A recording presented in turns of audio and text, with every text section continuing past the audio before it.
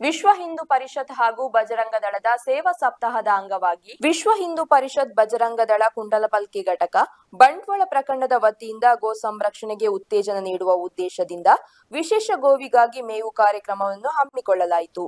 ಕಾರ್ಯಕ್ರಮದ ಭಾಗವಾಗಿ ಒಂದು ಪಿಕಪ್ ತುಂಬಾ ಹಸಿ ಹುಲ್ಲನ್ನು ಪಜೀರು ಗೋಶಾಲೆಗೆ ಹಸ್ತಾಂತರಿಸಲಾಯಿತು.